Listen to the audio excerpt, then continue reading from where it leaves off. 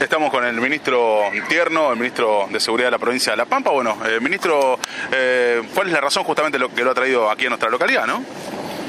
Trabajar en conjunto con la funcionario, en este caso de tránsito de la Municipalidad de Ralicó. Nosotros desde el primer día de trabajo, y que tuvimos incluso reuniones con la señora intendenta y los funcionarios y distintas representaciones institucionales de Ralicó, docentes y demás, le dijimos que nosotros vamos a tener un trabajo continuo en términos de integrarnos, no para que tal o cual localidad haga lo que nosotros digamos, al contrario. Qué mejor que la representación de un pueblo sea la que defina las políticas centrales, y en este sentido la prevención, el cuidado, la paulatina mejor organización de la convivencia social, esto se tiene que hacer con esfuerzos conjuntos del Estado. El Estado, tanto en su versión nacional, provincial o municipal, no está hecha para generar un gran gasto a las personas, sino para hacer lo que individualmente las personas no pueden hacer. Esto es fácil decirlo acá en una esquina hablando con ustedes, pero eso requiere la acción. Yo creo que la Argentina padece un problema en el sistema político institucional, en no pocos participantes del mismo, del reunionismo. Entendiendo por tal extensas reuniones, algunos con conocimientos significativos, y posterior nula o mínima acción. Esto desnaturaliza el Estado. Y en los temas de seguridad es más desafiante todavía. ¿Por qué? Porque si querés ocuparte de la seguridad en términos genuinamente positivos para el pueblo ante determinadas situaciones negativas, los funcionarios tienen que estar dispuestos a asumir costos. Esto significa problemas, tensiones, discusiones que se pueden dar cuando se inician los procesos de cambio. Un empleado municipal le indica a una persona que viene en una situación de riesgo para esa persona se puede hasta enojar y generar una actitud de violencia. Ese empleado municipal asume un riesgo. Esto parece una cuestión menor. No. En las pequeñas cosas de la vida, como pasa en las familias, en su reiteración se dan los deterioros de la vida. Y nosotros no somos perros de sulky. Yo respeto inmensamente a los perritos, en muchos casos superadores de la condición humana. Pero el perro, yo no soy perro de sulky. El perro sigue el sulky por otras motivaciones, por el inmenso amor que tiene al que conduce el sulky y demás, y el acostumbramiento al otro compañero, el caballo. Yo soy seguidor. Seguidor significa establecer líneas de acción, dedicarte a mirar permanentemente y andar buscando el mejoramiento. Pero otro problema, yo creo, sistémico en la función argentina, función pública argentina, la continuidad. Entonces nosotros venimos a Ralicó a estar con las autoridades municipales de tránsito, en este caso. Veo realmente mucho mejor desenvolvimiento del tránsito en Ralicó, es el mérito principal de la autoridad municipal, de nuestra policía. Se ha reducido significativamente la siniestralidad en el tránsito, principalmente de motociclistas, y eso es lo que yo estimo que la sociedad a nivel general pretende de los funcionarios. No peleen tanto, pónganse de acuerdo en estos temas tan difíciles. Y eso es ni más ni menos que la democracia. Ministro, usted hablaba de reunionismos. Precisamente en la gestión anterior se hicieron infinidad de reuniones, y yo creo que desde hace 10, 12 años, para instalar las cámaras en el puesto caminero, para instalar las cámaras de seguridad en la zona urbana. Se hicieron muchísimas reuniones con el tema de adicciones, y la problemática es una problemática que sigue vigente, y me da una sensación quizás por allí de que en aumento. Mirá, el tema de adicciones en la Argentina ha salido ahora un informe a nivel nacional, aumentó en los términos de lo que yo vengo sosteniendo hace muchos años: el consumo de alcohol en menores de edad. Es un problema gravísimo en la Argentina. La Organización Mundial de la Salud hace años lo viene diciendo. La Argentina es el país latinoamericano, acorde a su población, que está en primer lugar el consumo de bebidas alcohólicas en sus niños. Terrible indicador social. Terrible en el prejuicio de la sustancia, pero terrible en lo que implica a nivel familiar y social. ¿Y qué hacemos con esos números? Trabajar, concientizarse. Yo vengo diciendo también hace años, pampeanos somos pocos poblacionalmente, cuidado.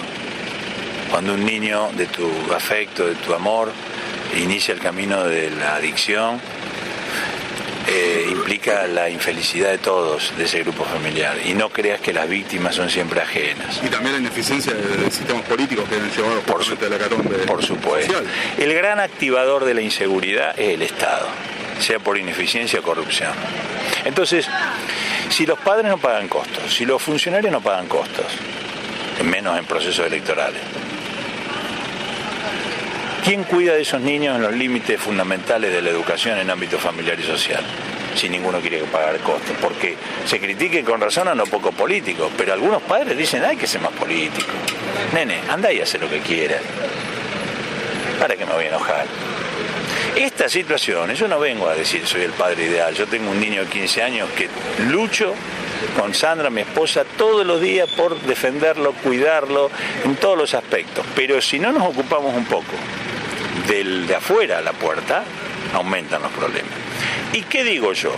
Cuando un niño psicológicamente se lo prepara, malamente, pero prepara, para consumir una sustancia prohibida como es el alcohol, evidentemente que se le está bajando sus potencialidades y defensa de personalidad para no aceptar otra sustancia cuando sale a la calle, que puede ser otro tipo de droga. Por lo tanto, nosotros desde el primer día, y lo saben ustedes y toda la población pampeana, empezamos a hacer ese tipo de prevenciones, también con los gobiernos municipales.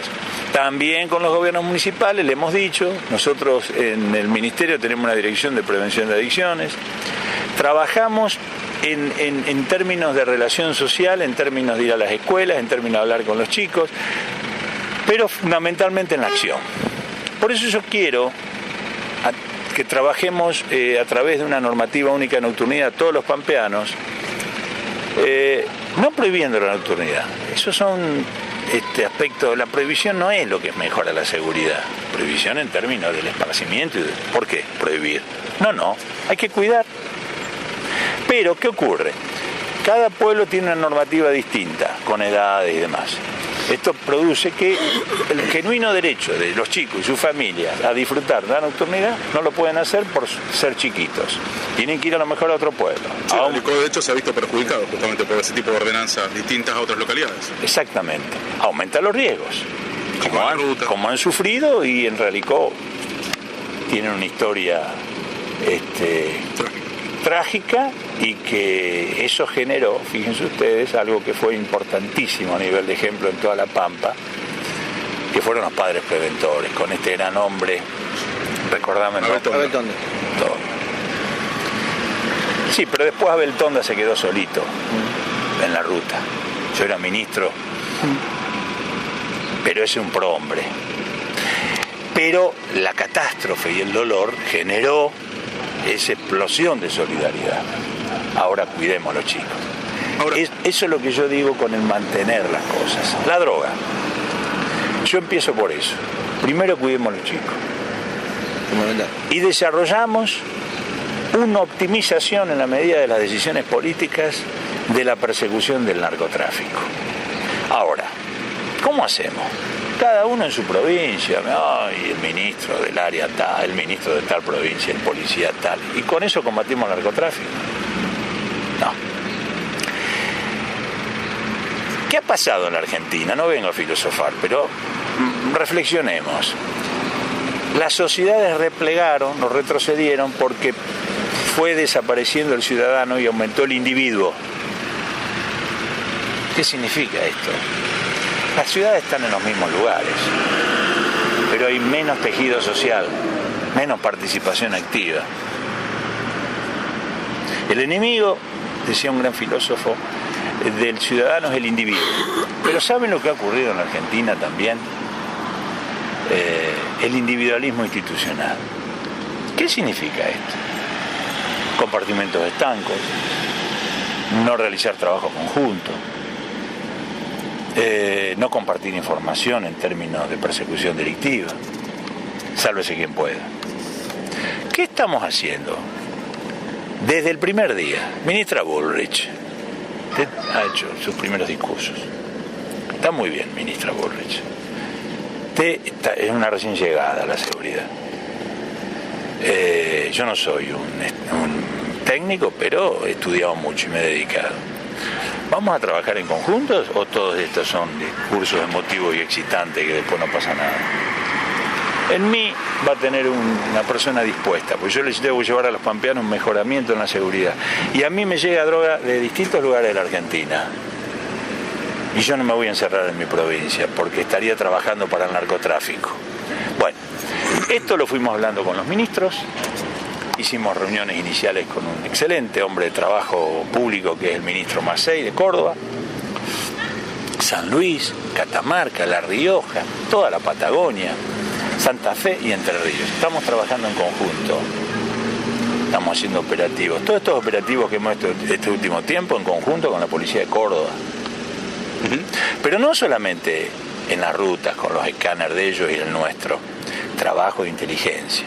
Córdoba tiene el desarrollo de la policía antinarcotráfico que depende del Poder Judicial, un cuerpo de élite extraordinario, encabezado por un excelente hombre, digo excelente porque lo conozco, el comisario Salcedo, un especialista en la lucha contra el narcotráfico.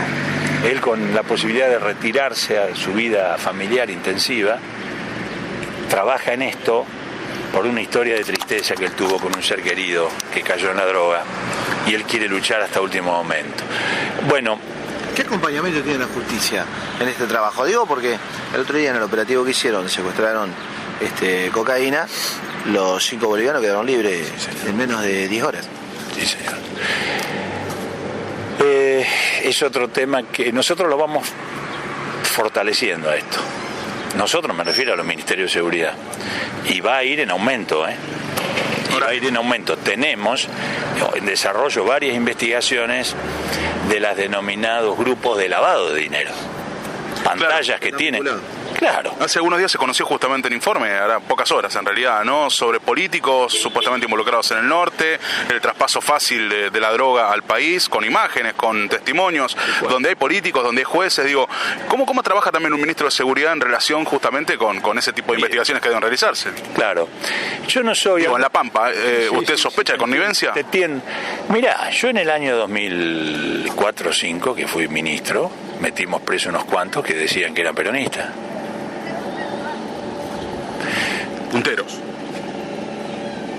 Punteros de relación con la droga. Y yo decía, alguno me decía, vos estás metiendo preso a todos los compañeros. Yo, un compañero tuyo será. Pero están relacionados con la droga. Nos amenazaron de muerte. Un tipo dijo, a Tierno lo vamos a dejar culo para arriba. ¿Yo qué tendría que haber hecho? Me voy a casa, me complico. Estas son las situaciones que a veces te determinan el sentido de la vida. ¿Entendés? Claro, después varios de esos, con la corrupción política, organizaron mi destitución en Santa Rosa, creyendo que era la última batalla. Equivocados. Sigue esto. Yo estoy en guerra con ellos. Pero como no soy mafia, estoy en guerra con medios lícitos. Ustedes dirán, qué difícil. Pero justamente si yo lo hago solo, eso sí es difícil y riesgoso. Pongamos más factores de poder en movimiento. Y porque el encierro facilita la corrupción política y policial y judicial. Entonces yo les digo,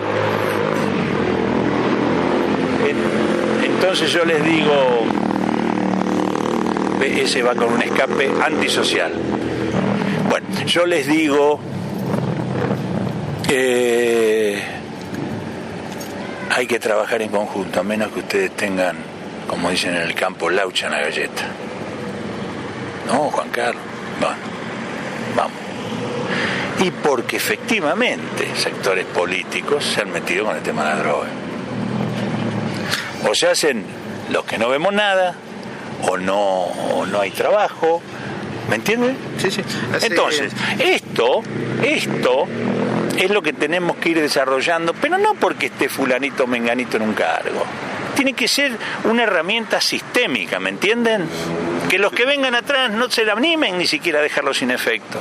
Lo único que se admite como organizado en la Argentina, digo yo, es el crimen. Y el incentivador del crimen organizado es el Estado con su pasividad.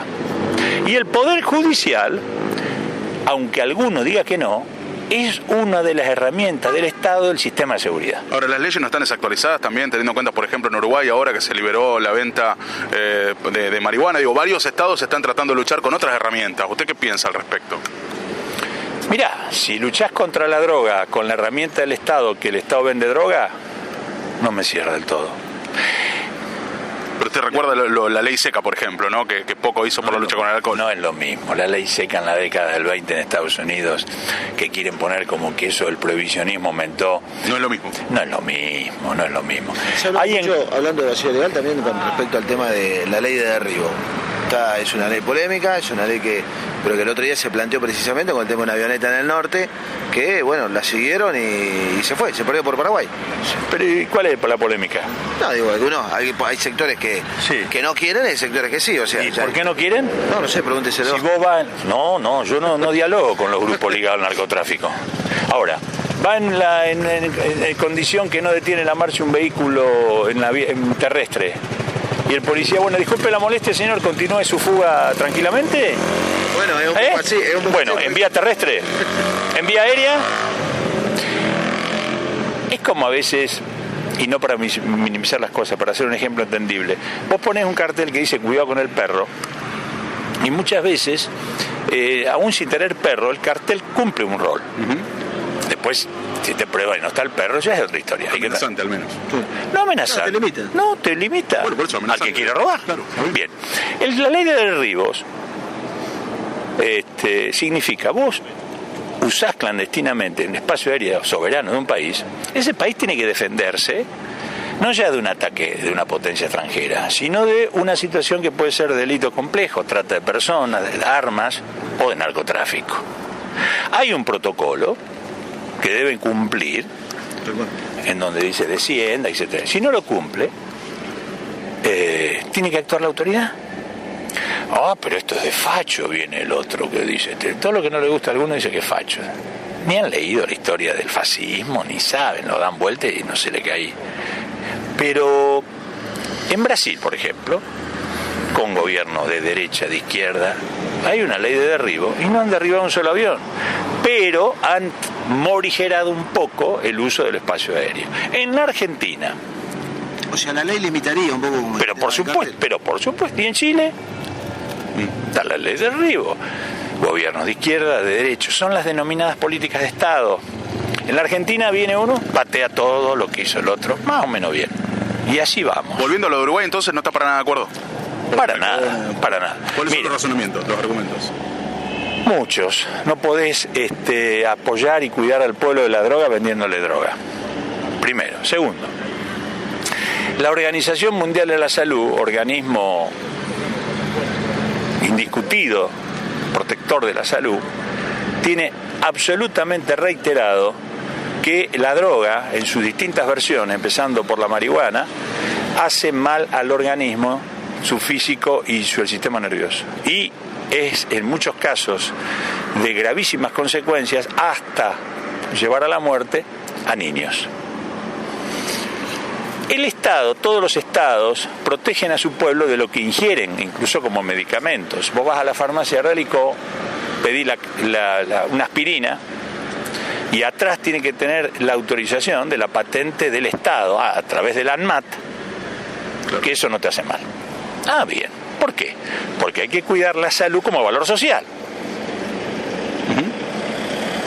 Bien. ¿Cómo? ¿El Estado te va a vender un veneno? Más del 80% del pueblo uruguayo, según encuestas fidedignas, están en contra de esto. En Holanda, donde se implementó algo parecido, no igual, en una primera etapa generó una explosión de consumo. Tuvieron que morigerarlo, limitarlo, y están en vías, según lo que estoy leyendo, de tratar de erradicarlo. En Holanda, con una idiosincrasia y un desarrollo distinto a Latinoamérica. Ahora, los que postulan que hay que legalizar la droga porque la lucha contra la droga fracasó y al legalizarlo va a desaparecer el narcotráfico, reitero esta frase, hay laucha en la galleta. A ver, hay muchos robos y hurtos. Vamos a legalizar que se apropie uno de una cosa ajena y no va a haber más hurtos. Bueno, no es lo mismo igual, ¿no? Es un extremo, digamos, el ejemplo. Fíjense ustedes, no es un extremo entendible. Lo que el Estado declina en evitarlo, ¿lo legaliza? No tenemos más problema. Deroga el Código Penal. No necesita jueces, no necesita policía. Bueno, no, pero ¿y esto del contrato social y vivir en sociedad y las reglas y demás? ¿Me explico? Uh-huh. Bien. ¿Qué pasó en el año 2009 en la Argentina? Sacaron una sentencia de la Corte Suprema de Justicia de la Nación en un caso de 2 jóvenes que consumían marihuana en el Monumento a la Bandera en la vía pública. Se planteó a partir de ahí el famoso caso Arriola, sí, la despenalización de la droga para consumo personal. Diciendo esa sentencia que el artículo 19 de la Constitución, las acciones privadas de los hombres están exentas de los magistrados y solo sometidas a Dios, y que no perjudiquen a terceros. Una persona que consume droga en un ámbito privado, ya de por sí, a él, a su familia, sin salir a la calle, ¿no lo está perjudicando? Sale a la calle, conduce un vehículo donde hay reiterados casos de gente drogada que sale a la calle y puede tomar un arma de fuego o un vehículo y producir un daño a terceros. Eso fue el fallo Arriola. ¿Saben lo que pusieron ahí en ese fallo Arriola? Que con los años de vigencia de la ley de droga, la 23.737, se demostraba que no había dado resultado porque había más droga que antes. Por lo tanto, que había fracasado esa ley. Bueno, yo le mandé una notita en el 2009 a esta gente. No creo que se les haya aturdido la cabeza por mi nota, pero no quise quedarme callado. Entonces les puse también. ¿Fracasan las leyes? ¿O fracasan los funcionarios en los distintos tiempos de llevarla a cumplimiento? ¿Qué dice la ley que declararon inconstitucional? No que el que consume como adicto a droga tiene que ir preso. No. A recuperación. A recuperación. La medida curativa. Pero díganme, ¿cuántos lugares en la Argentina del sistema de salud hay para recuperar a los adictos a las drogas? Se ha dado para la corrupción también en muchos lugares. Señor, exactamente. Entonces el Estado desaparecido. Ese drama de un hombre o una mujer o un niño adicto, ¿el Estado dónde anda? Entonces, yo les decía en esa nota, miren, el Código Penal tiene mucha antigüedad. Bien, hay más robos y hurtos. Pero en el Código Penal, que fracasó, le ponía eso en la carta. ¿Qué estoy diciendo con esto? A partir de ese momento, por distintas vías y los grupos operativos que exaltan el consumo de marihuana, fíjense la estadística que hay. Hace 10 años, menos del 8% de los niños consideraba que la marihuana no hacía mal. Hoy, el 22% de los niños de la Argentina cree que no hace mal. ¿Qué significa este dato? Que esta campaña que algunos hacen de la marihuana recreativa, muchos casos atrás de los genuinos dolores de familias que tienen a personas y fundamentalmente niños con casos de epilepsia, la epilepsia refractaria, es un drama a nivel de la vida, no ya de la enfermedad, y que han insinuado que la marihuana tendría un componente que aliviaría el dolor de la epilepsia refractaria. Pero atrás vinieron los muchachitos de nosotros traemos la marihuana recreativa. ¿Qué ha producido esto en los niños? Atenti. Con mucha pasividad de los adultos. ir considerando que la marihuana, lejos de hacer mal, cura. Ustedes dirán, bueno, ministro, no es tan así. Hay que hablar más con los chicos. Entonces, esto va facilitando el consumo.